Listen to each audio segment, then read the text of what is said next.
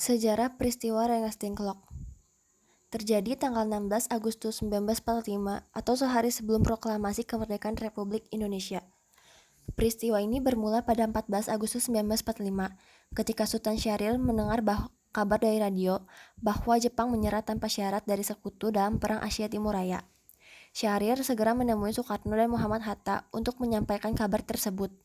Saat itu, Soekarno dan Hatta baru saja pulang dari Dalat, Vietnam, usai bertemu dengan pemimpin militer tertinggi Jepang untuk kawasan Asia Tenggara, yaitu Marsekal Terauchi. Terauchi menjanjikan kemerdekaan untuk Indonesia pada Soekarno-Hatta. Silang pendapat pun terjadi di antara ketiga tokoh bangsa itu. Syahrir meminta agar kemerdekaan segera dideklarasikan. Namun, Soekarno dan Hatta belum yakin dengan berita kekalahan Jepang. Mereka memilih untuk menunggu kepastian sambil menanti janji kemerdekaan dari Dai Nippon. Soekarno dan Hatta tidak ingin salah langkah dalam mengambil keputusan.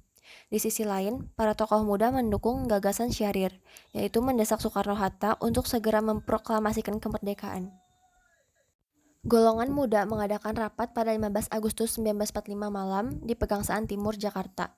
Rapat yang dipimpin oleh Hairul Saleh ini menyepakati bahwa kemerdekaan Indonesia adalah hak rakyat Indonesia, tidak tergantung dari pihak lain termasuk Jepang. Pada pukul 10 malam hari itu juga, Wikana dan Darwis diutus oleh golongan muda untuk menemui Soekarno dan Hatta. Mereka kembali menuntut agar proklamasi kemerdekaan dilakukan esok hari, yaitu tanggal 16 Agustus 1945. Diambil dari konflik di balik proklamasi tahun 2010 yang disusun oleh S.T. Soeharto dan Dorothea Rindy Yunarti, Bung Karno menolak dan mengatakan bahwa inilah leherku, saudara boleh membunuh saya sekarang juga. Saya tidak bisa melepas tanggung jawab saya sebagai ketua PPKI. Karena itu, saya akan tanyakan kepada wakil-wakil PPKI besok. Karena gagal untuk membujuk Soekarno, golongan muda kembali mengadakan rapat. Rapat digelar pada pukul 12.30 malam di Jalan Cikini, 71 Jakarta. Rapat dihadiri oleh para tokoh muda, yaitu Hairul Saleh, Johar Nur, Kusnandar, Subadjo, Subianto, Margono, Wikrana, Armansyah, Sukarni, Yusuf Kunto, Singgi, Dr. Murwardi, dan dari barisan pelopor, dan lainnya.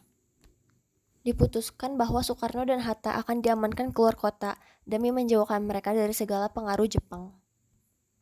Para pejuang dari golongan muda membawa Soekarno dan Hatta ke Rengas Dengklok dekat Karawang. Pengamanan pun berjalan lancar karena dibantu oleh Latif Hendra Ningrat, yang merupakan prajurit peta atau pembela tanah air, berpangkat Sudanco atau Komandan Kompi.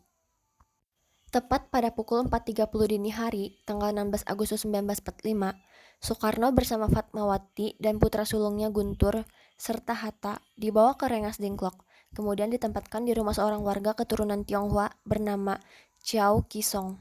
Aksi penculikan ini semula dimaksudkan untuk menekan Soekarno dan Hatta agar bersedia segera memproklamasikan kemerdekaan. Tetapi karena wibawa dua tokoh bangsa itu, para pemuda pun merasa segan. Di Jakarta, Ahmad Subardjo yang termasuk tokoh dari golongan tua mengetahui peristiwa tersebut lantas menemui Wikana, salah satu tokoh pemuda. Pembicaraan pun dilakukan dan disepakati bahwa kemerdekaan harus segera dideklarasikan di Jakarta. Selanjutnya, Ahmad Subardjo bersama dengan Sudiro dan Yusuf Kunto menuju Rengas Dengklok untuk menjemput Soekarno-Hatta dan membawa keduanya kembali ke Jakarta. Pada hari itu juga, dilakukan pembicaraan terkait rencana pelaksanaan deklarasi kemerdekaan. Malam harinya, dirumuskanlah naskah teks proklamasi di kediaman Laksamana Maeda, seorang perwira Jepang yang mendukung kemerdekaan Indonesia. Keesokan harinya, tanggal 17 Agustus 1945, Soekarno-Hatta membacakan teks proklamasi kemerdekaan Indonesia di Jalan Pegangsaan Timur nomor 56 Jakarta. Akhirnya, Indonesia pun merdeka dan bukan merupakan hadiah dari Jepang, namun murni karena perjuangan bangsa kita sendiri. Sekian presentasi dari saya. Terima kasih.